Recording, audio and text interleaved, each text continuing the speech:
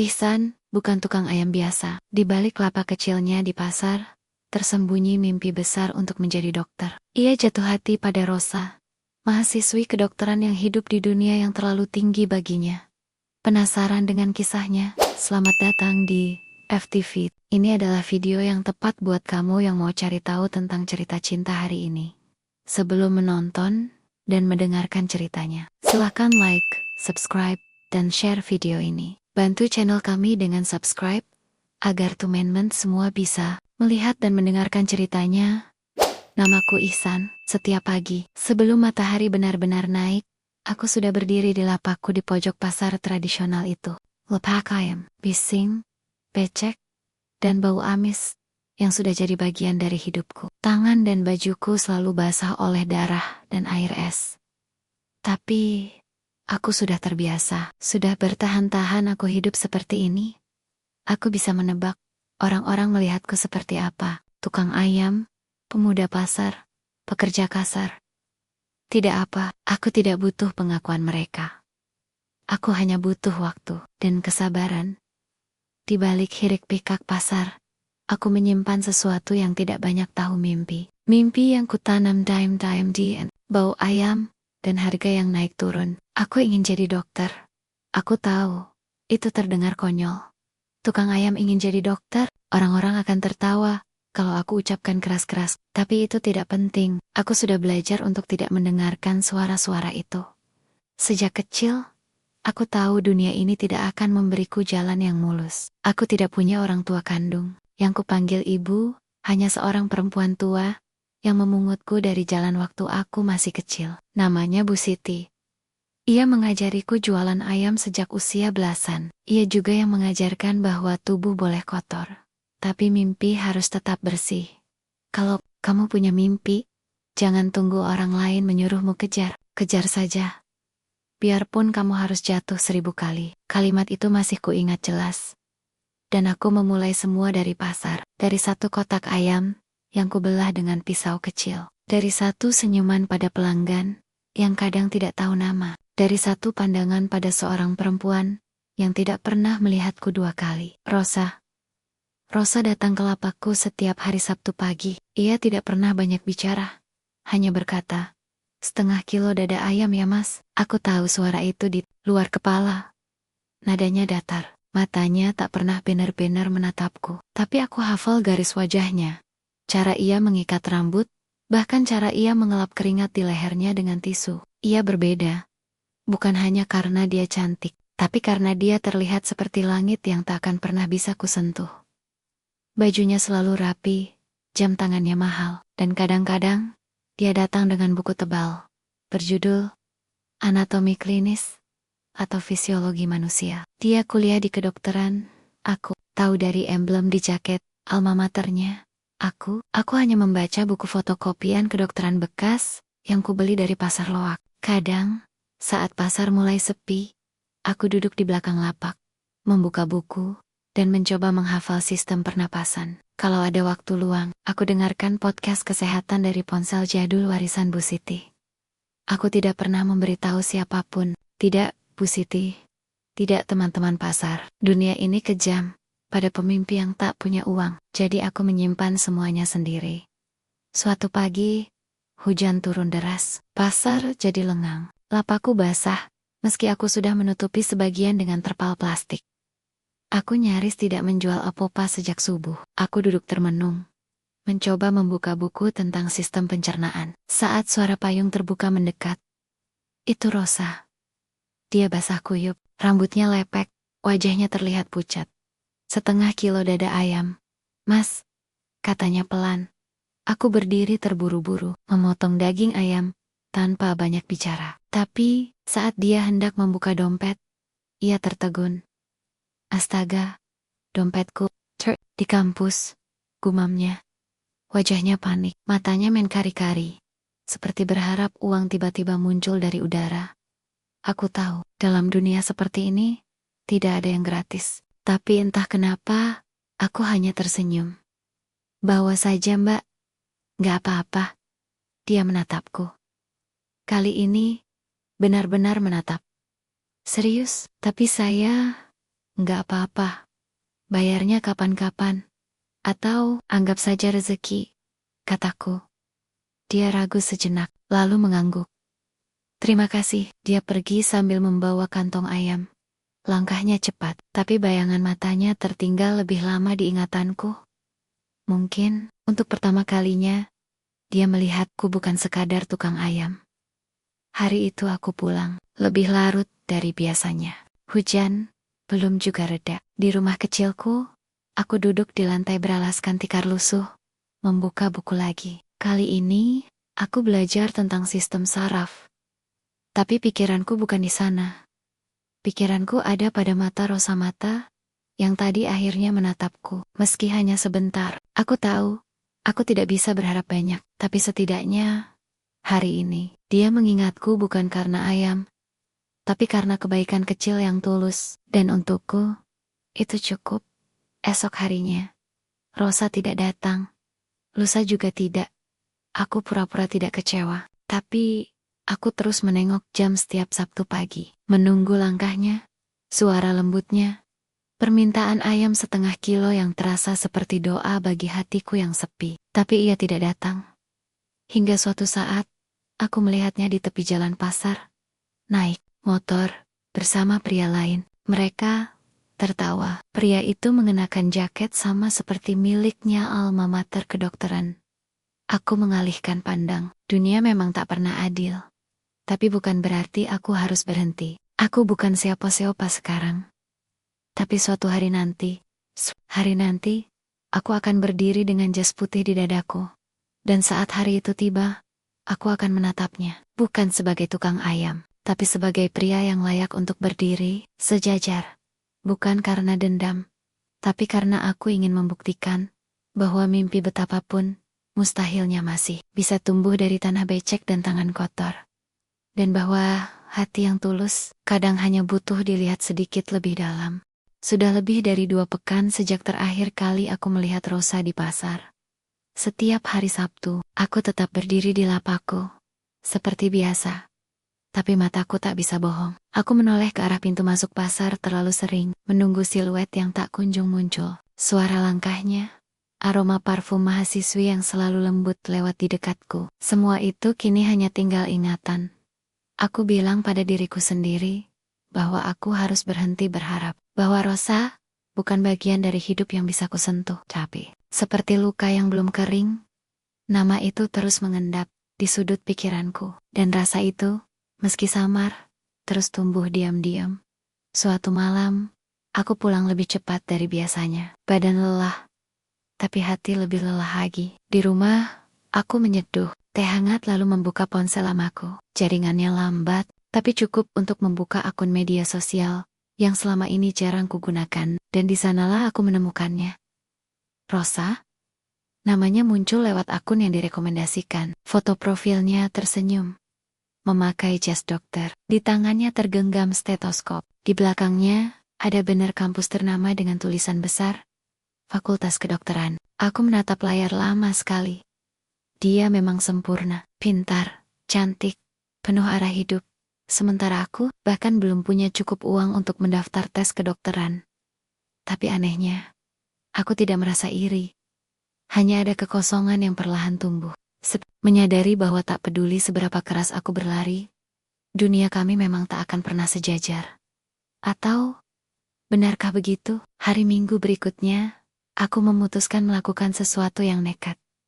Aku menyamar sebagai pembeli di toko buku kampus. Aku tahu tempat itu, karena dulu aku pernah mengantar pesanan ayam ke karyawan kantin dekat sana. Aku mengenakan jaket lusuh dan topi yang kutarik rendah. Di rak paling pojok, aku menemukan buku kedokteran yang sering Rosa bawa. Dasar Ilmu Anatomi. Buku itu tebal dan mahal, sangat mahal. Harga yang tertera di stiker kecil membuat napasku tercekat. Uang sebanyak itu bisa kugunakan membeli 1 kotak ayam utuh untuk dijual seminggu. Tapi entah kenapa, tanganku tetap mengambilnya. Ketika aku berdiri di kasir, dompetku terasa ringgon. Aku hampir mengurungkan niat, tapi suara di kepalaku lebih keras. Kalau kamu menyerah sekarang, sampai kapanpun kamu cuma akan jadi penonton dalam hidup sendiri. Aku membayar. dan pulang dengan buku itu seperti membawa potongan langit ke rumahku yang kecil. Beberapa hari kemudian, aku bertemu dengan Arman, teman lama di pasar. Dulu kami sama-sama bantu-bantu di lapak daging, tapi Arman memilih jalan berbeda. Jadi kurir online. "San, kamu masih dagang ayam ya?" tanyanya sambil menyeruput kopi di warung. Aku mengangguk. "Gue dengar kamu rajin belajar. Mau jadi apa, guru?" Aku diam. Lalu, dengan setengah berani, aku menjawab, "Dokter." Arman tertawa. Tertawa lama. Tertawa sampai air matanya hampir keluar. Tapi, aku tidak marah. Aku hanya diam, karena aku paham. Bagi dunia seperti ini, impian sepertiku adalah bahan lelucon. Aku hanya bisa tersenyum kecil. "Gue doain deh, San. Siapa tahu, langit lagi iseng," kata Arman akhirnya. Aku mengangguk. Iya, siapa tahu. Malam-malamku mulai berubah. Dulu hanya berisi hitung modal dan timbang ayam. Sekarang jadi penuh catatan tentang sistem otot, anatomi kepala, dan daftar istilah Latin yang membuat kepalaku hampir pecah. Tapi setiap kali aku menyerah, aku ingat wajah Rosa. Bukan karena aku ingin membuatnya terkesan, tapi karena dia adalah alasan kenapa aku berani bermimpi lebih tinggi. Dan suatu malam, aku menuliskan kalimat ini di belakang buku catatanku. Mungkin dia terlalu tinggi untuk kugapai, tapi setidaknya aku ingin berdiri tegak saat menatapnya. Beberapa hari kemudian, aku melihat Rosa lagi. Bukan di pasar, bukan di kampus, tapi di halte bis dekat rumah sakit tempat aku biasa mengantar pesanan daging. Dia duduk sendiri, menunduk. Wajahnya tidak seceria biasanya. Matanya bengkak, mungkin baru menangis. Ia memakai jaket kampusnya, tapi kali ini tidak serapi dulu. Di pangkuannya ada map biru yang tampak lecek. Aku berdiri jauh, tak punya keberanian untuk menyapa. Tapi hatiku resah. Apa yang terjadi padanya? Bis datang. Ia naik. Aku hanya bisa menatap punggungnya yang semakin menjauh. Tapi sejak hari itu, ada perasaan aneh yang tumbuh. Bahwa Rosa, si mahasiswi hebat itu, mungkin sedang terluka. Dan aku, tukang ayam pasar, tidak bisa melakukan apa-apa. Rasa tidak berdaya itu menyakitkan. Dan dari rasa sakit itu, aku tahu, aku harus lebih kuat, lebih dari sebelumnya. Untuk Rosa, dan untuk diriku sendiri. Pagi itu, udara pasar lebih panas dari biasanya.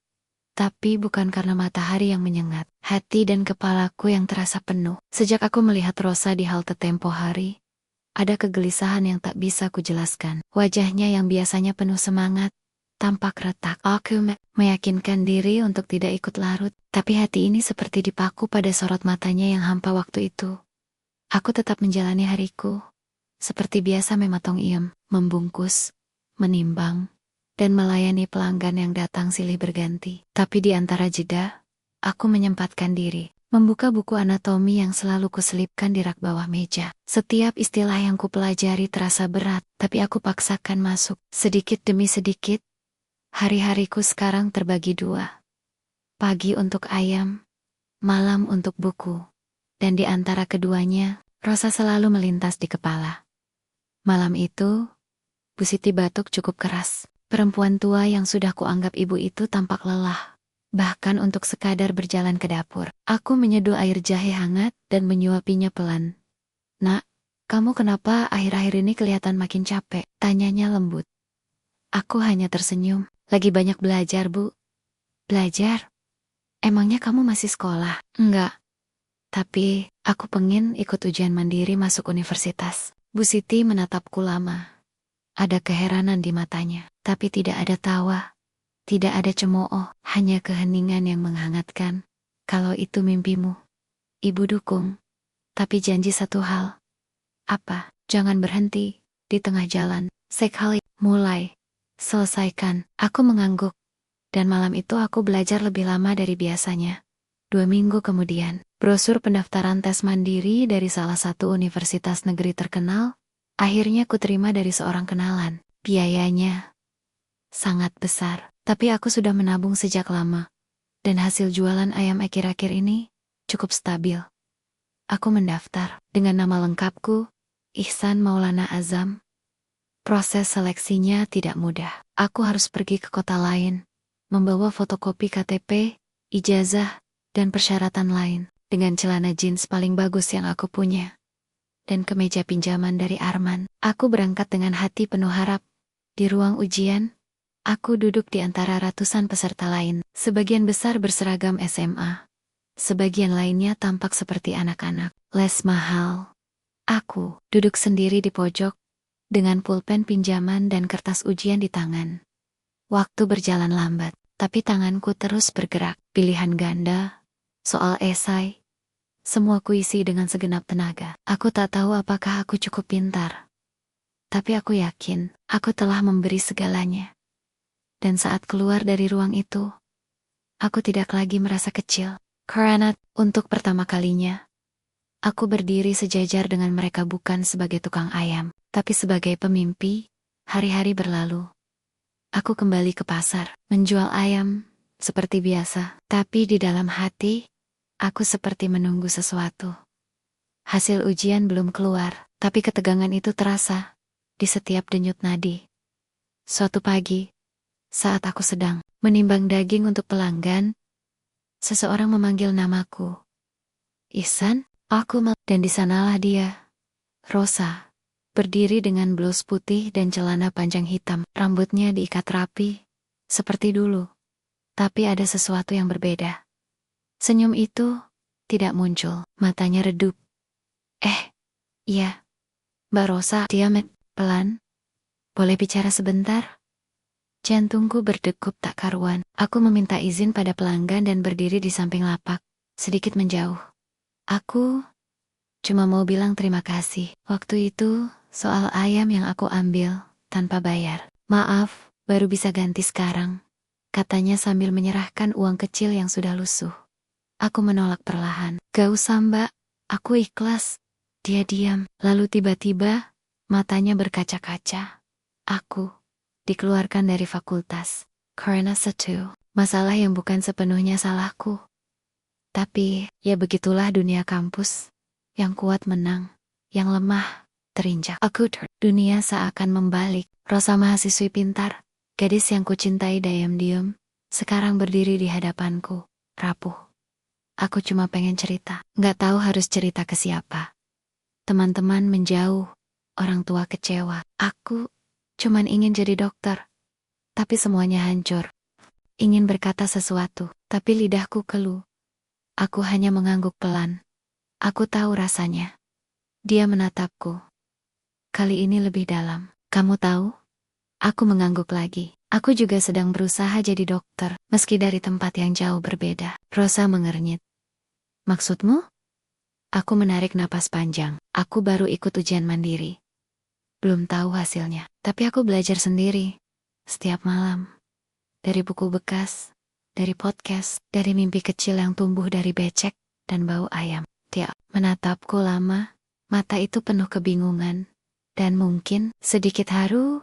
Jadi, selama ini kamu bukan cuma tukang ayam? Aku tersenyum tipis. Aku tetap tukang ayam. Tapi bukan cuma itu. Hari itu, kami duduk di warung kecil dekat pasar. Aku memesankan teh manis. Kami bicara lama tentang luka, tentang mimpi, tentang hancurnya harapan, tapi juga tentang harapan yang tetap bisa dibangun dari reruntuhan. Rosa tak lagi tampak seperti langit, dan aku pun tak lagi merasa seperti tanah. Untuk pertama kalinya, kami sejajar. Bukan karena dunia menyamakan kami, tapi karena kami sama-sama tahu rasanya jatuh dan memilih untuk berdiri lagi. Pagi itu, pasar belum seramai biasanya. Gerimis turun pelan, menetes dari ujung terpal lapakku, dan jatuh ke atas peti-peti ayam yang tersusun rapi. Aku berdiri di balik meja, memegang pisau, tapi pikiranku melayang entah kemana. Sudah hampir seminggu sejak terakhir kali aku bicara dengan Rosa. Sejak hari kami duduk berdua di warung kecil itu, aku merasa seperti ada yang berubah. Bukan hanya tentang cara aku memandangnya, tapi juga cara aku memandang diriku sendiri. Dulu aku menganggap Rosa terlalu tinggi. Sekarang, aku sadar bahwa kami sama-sama luka, sama-sama kehilangan, sama-sama manusia yang berjuang. Dan sejak saat itu, aku tak lagi takut untuk berharap. Suara notifikasi Dari ponsel lamaku memecah lamunanku. Layar kecil itu menyala dengan satu pesan pendek. Pengumuman ujian mandiri. Klik tautan berikut untuk hasil seleksi. Tanganku langsung gemetar. Rasanya seperti menahan napas terlalu lama. Aku buru-buru membersihkan tangan. Lalu duduk di bangku kayu yang biasa kupakai untuk dengan jari yang agak gemetar. Aku membuka tautan itu. Jaringannya lambat. Lama sekali. Dan saat halaman itu akhirnya terbuka, mataku membacanya berkali-kali, memastikan aku tidak salah lihat. Selamat, Anda dinyatakan lulus sebagai mahasiswa Fakultas Kedokteran. Hatiku berhenti berdetak sejenak, lalu berdetak terlalu cepat. Aku terdiam, mulutku terbuka, tapi tak ada suara yang keluar. Lalu, tanpa sadar, air mata menetes begitu saja. Aku menangis, diam-diam. Di tengah bau ayam, teriakan pedagang, dan gemuruh pasar, aku menangis karena akhirnya langit menjawab. Bu Siti datang menghampiri, menatapku heran. Kamu kenapa, San? Aku menunjukkan layar ponselku. Masih berkaca-kaca. Ibu, aku lulus. Aku diterima, Bu. Aku keterima di kedokteran. Bu Siti menatapku lama, lalu memelukku erat. Pelukan itu hangat. Dan untuk sesaat, aku merasa seperti anak kecil yang akhirnya bisa bilang, aku bisa, Bu. Hari-hari setelahnya berjalan seperti mimpi. Aku mulai menyiapkan berkas, mengurus administrasi, dan mencari tempat kos dekat kampus. Aku tahu ini bukan akhir perjuangan. Justru baru dimulai. Tapi, rasanya, aku sudah melangkah ke dunia yang selama ini hanya berani kupandangi dari kejauhan. Rosa belum tahu. Aku belum sempat mengabarinya, tapi entah kenapa, aku ingin memberitahunya secara langsung. Bukan lewat pesan, bukan lewat cerita orang lain. Hingga pada suatu sore, takdir memberiku kesempatan. Aku sedang mengantar pesanan ayam ke rumah seorang pelanggan tetap, ketika aku melihat sosok Rosa berdiri di depan apotek kecil, memandangi papan lowongan kerja. Rambutnya diikat seadanya, wajahnya tampak lesu, tapi tetap cantik dengan caranya sendiri. Aku menghampiri pelan. Hai. Dia menoleh, sedikit terkejut, tapi kemudian tersenyum lemah. Kamu masih ingat aku, Rosa? Aku gak mungkin lupa, kataku. Kami berdiri, berdua, di bawah langit sore yang mendung. Aku lagi cari kerja, katanya akhirnya. Kenapa gak lanjut kuliah lagi? Dia tertawa kecil, pahit, gak mudah. Orang tua sudah gak percaya. Aku juga belum yakin bisa berdiri lagi. Aku mengangguk pelan, lalu mengambil napas. Kalau aku bilang, aku lulus tes masuk kedokteran, kamu percaya? Rosa menatapku lama. Sorot matanya berubah, antara terkejut, kagum dan bingung. Serius? Aku mengangguk.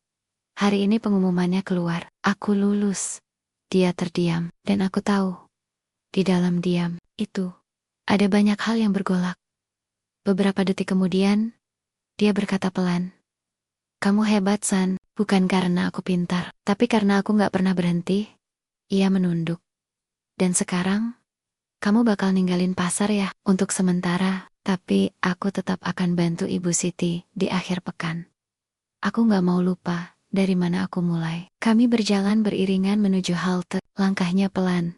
Lalu ia bertanya, kamu masih suka sama aku? Pertanyaan itu membuat jantungku berhenti sejenak, tapi aku memilih jujur.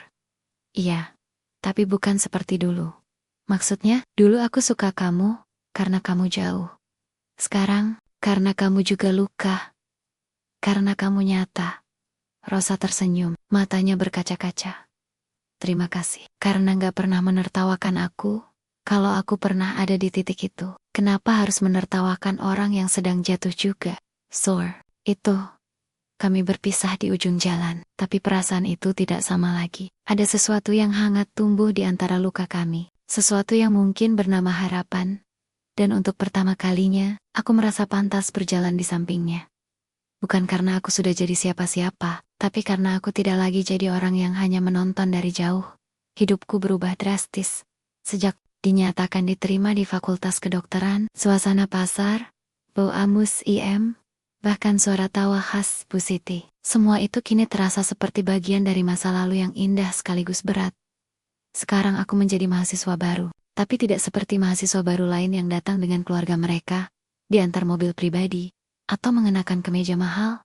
Aku datang sendiri, dengan ransel bekas, sepatu yang sedikit aus, dan hati yang tetap ingin belajar.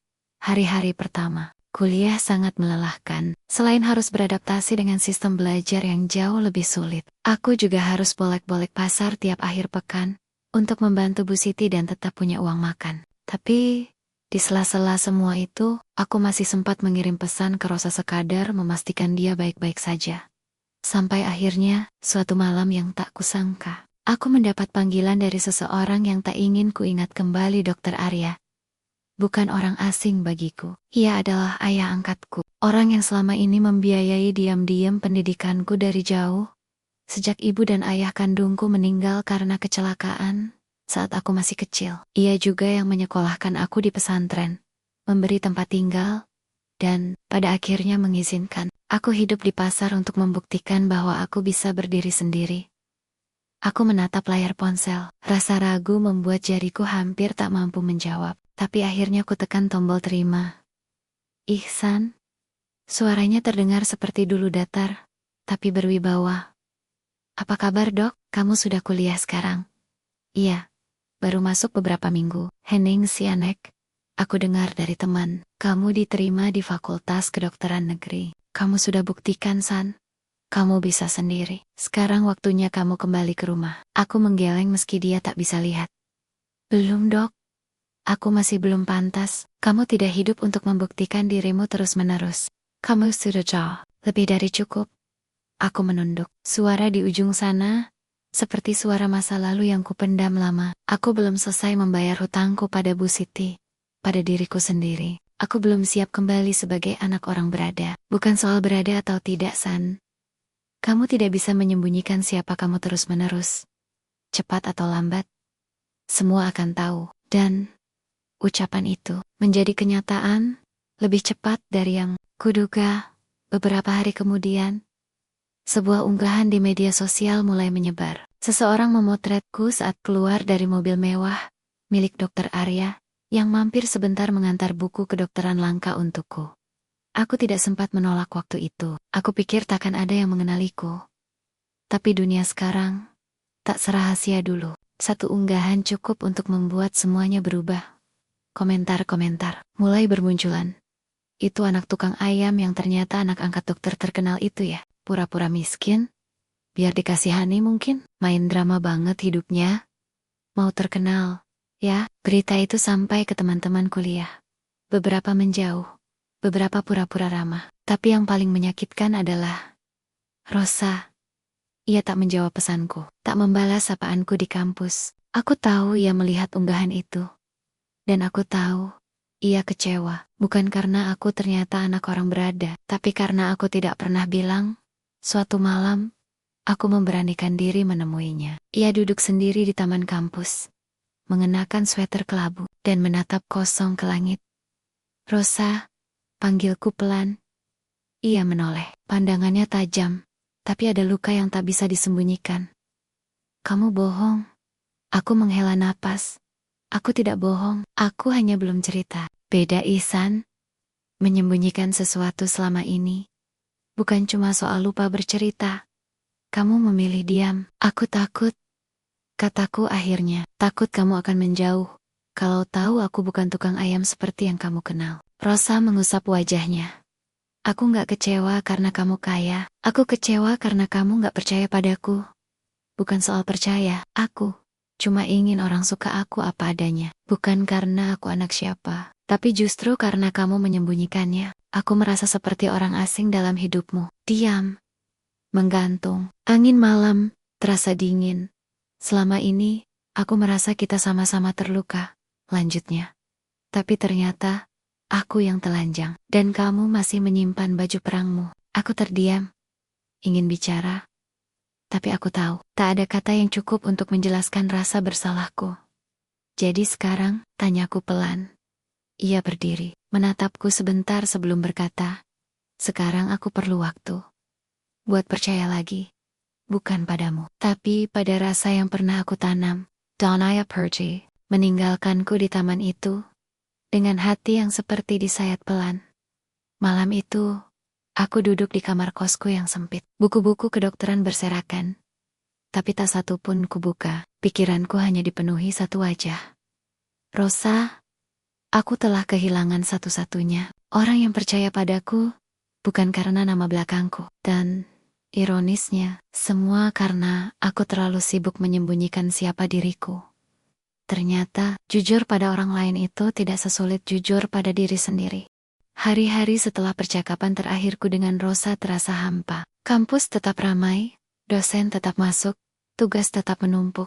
Tapi semua itu seperti debu yang berterbangan tanpa arah. Aku hadir secara fisik, tapi jiwaku mengendap di taman. Malam itu di mana Rosa memilih pergi, meninggalkanku bersama kebenaran yang terlambat kuberitahu. Aku mencoba fokus, menyibukkan diri dengan praktikum, membaca buku-buku berat, bahkan ikut komunitas kampus yang biasanya kuhindari. Tapi, tetap saja, setiap wajah yang lewat, setiap langkah kaki perempuan yang terdengar dari kejauhan, aku berharap itu Rosa. Dan tetap kecewa tiap kali bukan, sampai akhirnya, takdir memutuskan, aku harus menghadapi semuanya. Suka atau tidak, hari itu, aku diminta jadi relawan pendamping pasien dalam program pelatihan ke rumah sakit. Tugasku sederhana, mencatat data, mendampingi pasien, dan membantu dokter saat visitasi. Aku mengikuti rombongan menuju bangsal wanita. Di lorong, aku tak sengaja melihat seorang perempuan duduk termenung di kursi tunggu ruang konseling. Rambut kusut, matanya sayu, tapi bahkan dalam keadaannya yang paling rapuh, aku masih mengenalinya. Rosa, jantungku berdegup terlalu kencang. Aku menghampiri, mencoba menahan gelombang rasa bersalah yang kembali membanjiri. Rosa, bisikku pelan. Ia menoleh, sekilas ada kejutan di matanya, tapi ia segera mengalihkan pandang, seolah kehadiranku hanya bayangan yang mengganggu pikirannya. Apa yang kamu lakukan di sini? Tanyaku hati-hati. Ngurus surat, jawabnya singkat. Surat apa? Ia terdiam lama sebelum akhirnya menjawab. Suaranya nyaris tak terdengar. Surat pengunduran diri dari fakultas. Dunia seperti berhenti berputar. Mataku membelalak. Apa? Maksudmu kamu keluar dari kampus? Rosa mengangguk pelan. Aku gak kuat, San. Sejak kasus itu. Sejak semua dosen menganggap aku bersalah. Bahkan setelah semua bukti gak sepenuhnya menyudutkanku.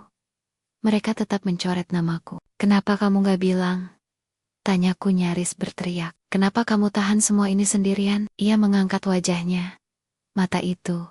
Mata yang dulu penuh api semangat, kini redup seperti lilin yang kehabisan nyala.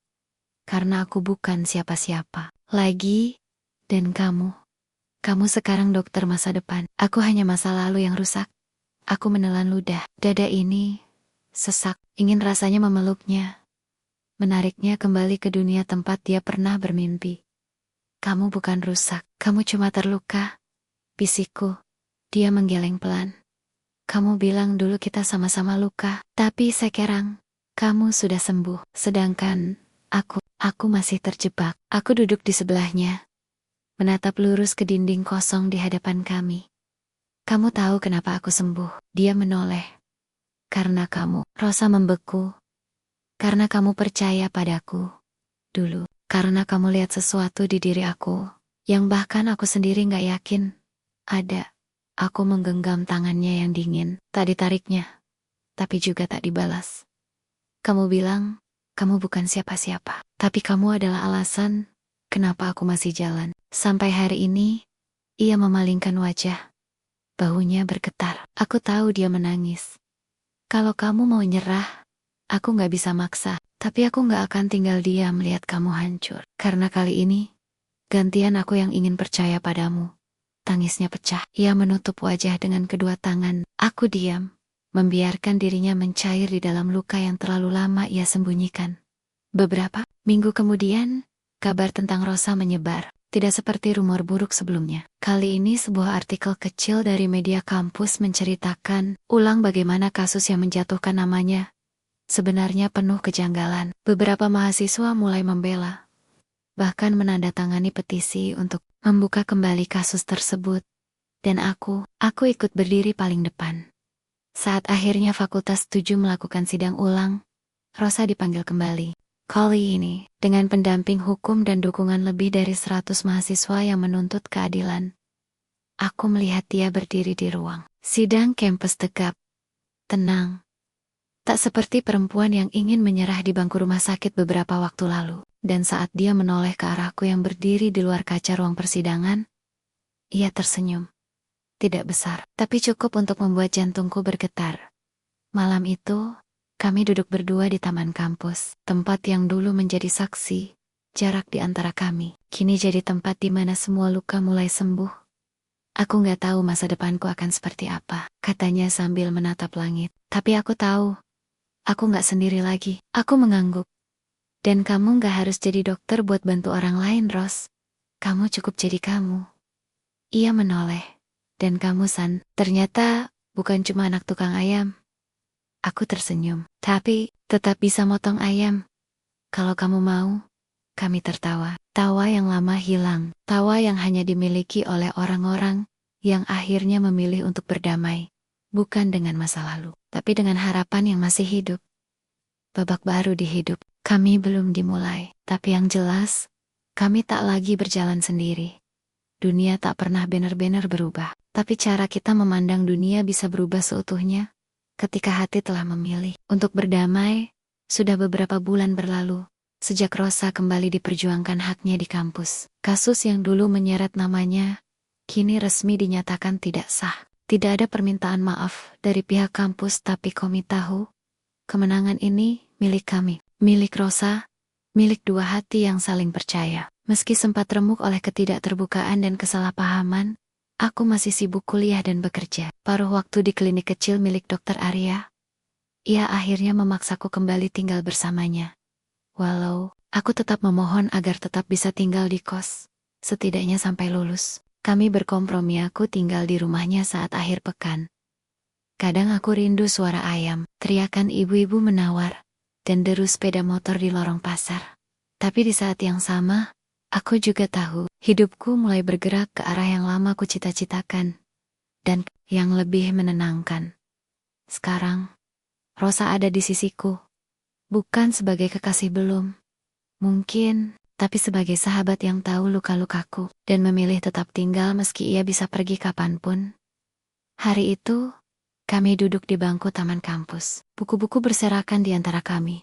Tapi tak ada yang benar-benar kami baca. Kami hanya berbicara tentang mimpi, tentang luka, tentang rasa yang tumbuh tanpa oba-oba.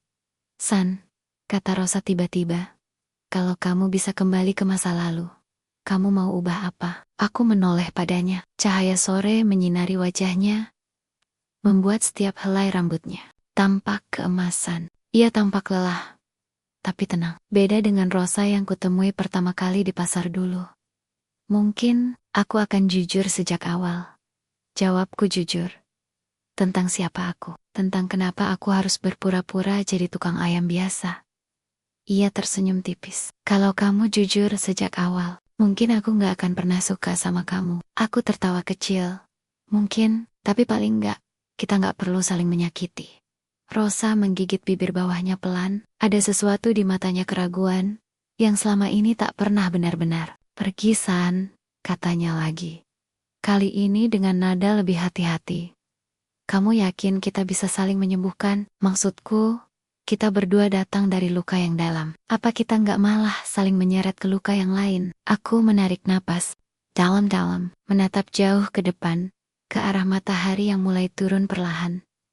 Menurutku, kita justru tahu cara merawat luka, karena kita pernah terluka. Dan kalaupun nanti kita terluka lagi, kita tahu caranya bangkit.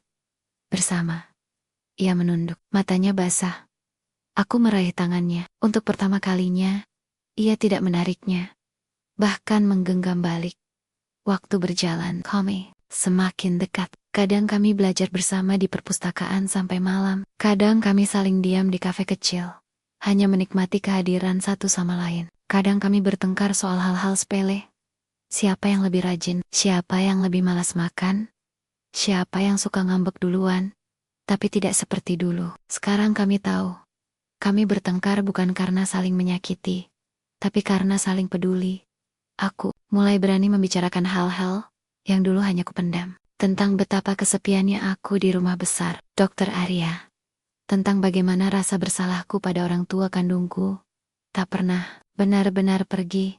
Rosa juga membuka dirinya. Ia bercerita tentang rasa kecewanya pada sistem pendidikan yang tak berpihak, tentang beban jadi anak tunggal dari keluarga yang terlalu berharap tinggi, tentang rasa minder yang sering menyergapnya dayam-dayam, bahkan saat terlihat kuat di luar.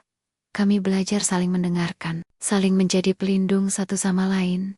Dan pada akhirnya, aku tahu, aku mencintainya. Bukan karena ia cantik, atau cerdas, atau pernah membeli ayam di lapakku.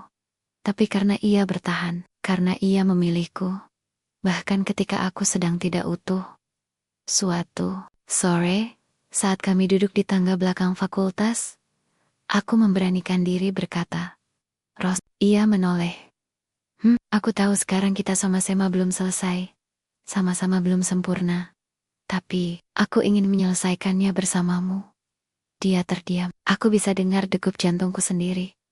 Aku nggak janji semua akan mulus. Lanjutku, tapi aku janji.